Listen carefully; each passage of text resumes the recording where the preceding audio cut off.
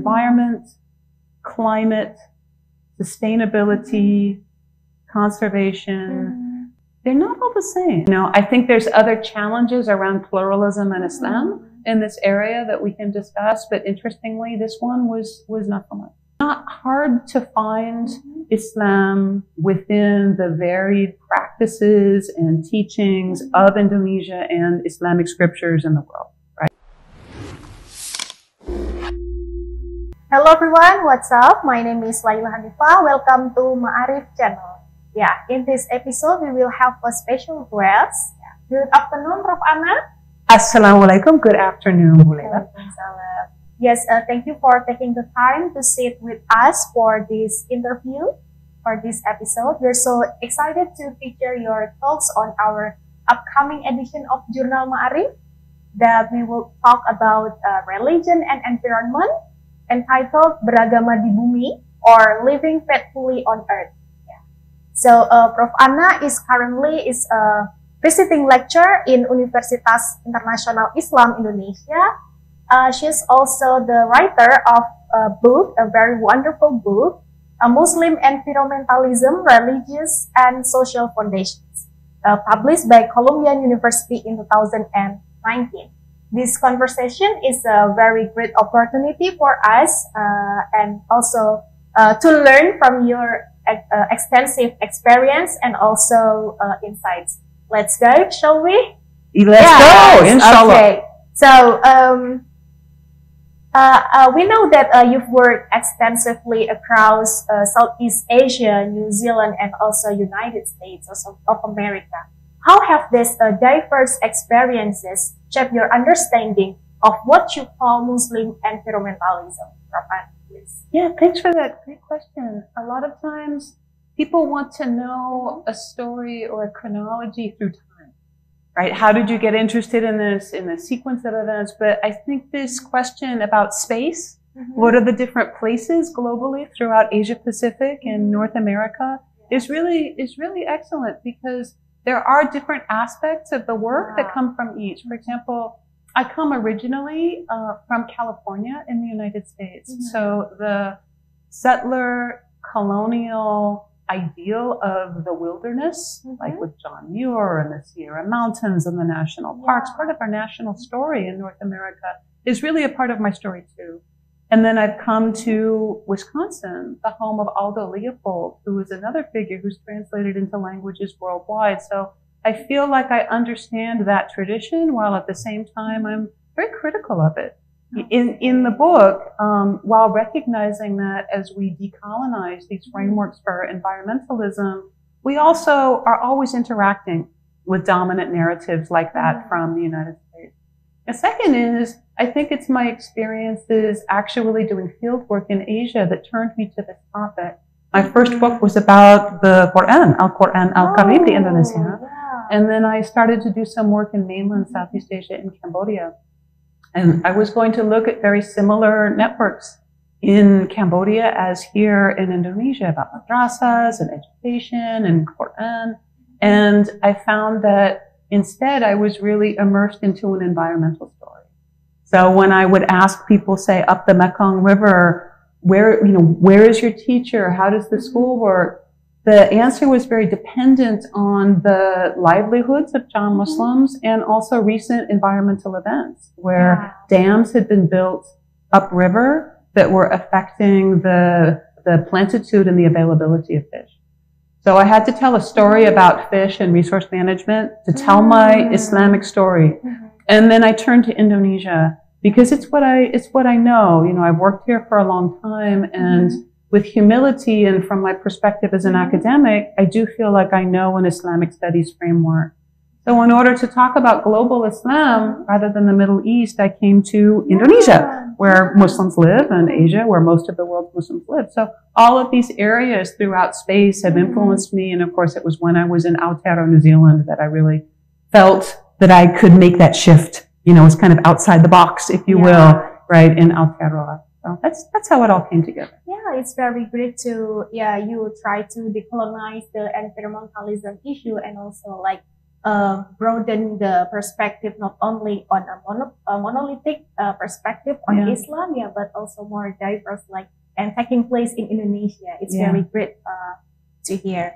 And when you're writing Muslim environmentalism, what was the most surprising insight you uncovered, and was there anything that challenged your initial assumptions? Yeah, thank you for that. I mean, that's what research does, you know, if we're doing it right, is we're constantly challenged, you know, and of course, we always think our work is going to be easier, right, than it is, because we go on these journeys. I think on one level, the first surprise wasn't about Islam or Indonesia or really about environment. It was more about this tradition that I came from, because, begini Bu, it was not hard to find Islam within the varied practices and teachings of Indonesia and Islamic scriptures in the world, right? You know, even, especially if we reach beyond, say, the frameworks of the last 100 years for environment or biyah, you know, it's less. What was more difficult, though, and what surprised me, was to translate this back into an English language framework was difficult. There wasn't like the targets yet in the English language or in the concepts for what I wanted to bring from my fieldwork and my experience here. So, for example, people expected to talk about a nature concept. You know, makes sense for me in California, but wasn't the primary framework that people were using, say, in Pondok something. So another example is apocalypticism. I heard some teaching, sangat dalam, about al-akhirah and how the expectation of the judgment of Allah subhanahu wa ta'ala at a future time motivates action in the present. And environmental frameworks just weren't even recognizing that in the Quran, even though that's like, you know, a fifth of the book. And then finally, I guess the last thing that surprised me was I expected it to be more difficult to reconcile what we call TEK, or traditional ecological knowledge, indigenous frameworks, or even you could call it kearifan lokal in Indonesia, to reconcile that with sort of normative Islam. I expected more opposition, like, oh, you know, that is not Islam, that's culture. But actually not. There was a lot of, there were a lot of ways to recognize these synergies. You know, I think actually, it came in through a different way, these kinds of challenges that I can tell you about later. So those are, you know, many surprising insights. You know, every day I'm surprised and humbled by what I learned. Like it's beyond your expectation when you know that local tradition and also practical on religion in Islam is harmonized. Much more harmonized than I expected. And I think that thinking about why that was the case was actually very helpful to me. You know, I think there's other challenges around pluralism in Islam in this area that we can discuss, but interestingly, this one was not so much. So in your work, you emphasize the plural and the diverse nature of Muslim environmentalism. How does this framing challenge a traditional narrative in environmental discourse, especially by decentering Islam from monolithic interpretations? Yeah, well, Laila, you just answered the question in a way. You know, that was an academic choice. That was also a choice as someone who works in the academic study of religion. You know, my PhD, my field actually, you know, is from University of Chicago, the same as your founder. In religious studies. So I've thought a lot about the issue of essentialism. And so I know that in the field of religion and ecology in English, there has been a history of looking for pluralism through an interfaith network that tends to essentialize each religion. You get like the perspective from Islam, right? So that was one reason, but really more practically, it was because the book was trying to show the diversity of Islam, genuinely, like Muslim environmentalisms, to beginning with different lenses simply from the academic study of Islam. So to look at fiqh or Sharia as one sort of lens, or to look at, I'll say Sufism, but I don't mean like tasawwuf, you know, technically, right? But to look at devotional practices like Iko Salawat, right? You know, that is another lens. To look at Quranic study is another lens, which isn't just for, you know, the ulama. You know, I think that the things that are the most embodied in Islamic practice, you know, what do we teach our children? You know, is the short, you know, surah pendek. from the Quran, many of which are highly environmental in their description. So it was to really describe the diversity of Islam's in this basic sense, and then also with humility to recognize that, you know, this perspective isn't the only one. You know, the book came out in a time when there was a really, you know, kind of this open space for this. But inshallah, I hope that others write their own books, right? I think a perspective from, you know, many perspectives from, say, the Middle East, you know, like a Gulf perspective is going to be really different from North Africa. Yeah. Right. You know, I think that all of that can really contribute to understanding Muslim environmentalisms, you know. And then finally, of course, you know, the point I think I want to really emphasize to the group today is that when we talk about environment, I think it's helpful really to think deeply about the different orientations within that framework. So environment, climate, sustainability, conservation, they're not all the same. You know, we can have a theology of our own, which is, you know, contains them all, and yet in terms of applied programs and initiatives, I think they're all very different, and they even have different, you know, dare I say, ideological orientations. So it seems like you've been dive into a practical and also theoretical of Islamic teaching, and it's a very great to know you that you learn all of them. Yeah, mashallah. Yeah. And from your perspective, after learn about Islamic tradition in environmentalism issues, what distinguishes Islamic teachings on environmentalism from Western or Eurocentric environmental philosophies? Are there particular concepts that stand out as uniquely Islamic? Yeah, thank you for asking that. I just want to take a step back for a minute because, you know, I was mentioning before about how there's a critique that can happen of this kind of hegemonic settler colonial understanding of environment, or invested in conservation. And yet at the same time, in the book at least, I really did not want to present a perspective as being more authentically Muslim than something else. I think that, you know, environmentalisms or sustainabilities or, you know, climate approaches, I think they're hybrid. And I think that the history of the development of initiatives, including in Indonesia through NGOs like this institute and others, you know, can't be separated from something that, you know, say is Quranic and hasn't had the influence of, you know, this tradition. I think that the thing that I wanted to focus on, I know you're asking for a distinctive teaching from Islam, there are many, but the thing that was helpful to me in making this sort of distinction between, you know, different registers of Islam, you know, being a Muslim from the West, you know, I can't separate, right? What, you know, it just makes my head explode. But I think that noticing the similarity of development frameworks, like international development, and then initiatives for environment was kind of the insight for me, you know, and helped me to orient what critique and also to recognize the kinds of positive and original contributions here, you know, was to consider like how developmentalism and environmentalism are similar. Yeah, what's unique about, you know, Islamic approaches, I'm happy to talk about that more. I have a publication also in the Muslim world recently about some concepts that I think are important to secular approaches that are enhanced by Islamic frameworks, including environmental justice, including multi-species relations, and including rights of nature. So I'm so happy that finally you find the gap, right, between the prior environmental issues that are used Eurocentric and also for Western, and you finally find the gaps that there is a huge gaps between what's called Eurocentric and also Western perspective on environmental with what we understand about environmentalism and also religion in our country, in our local tradition. So,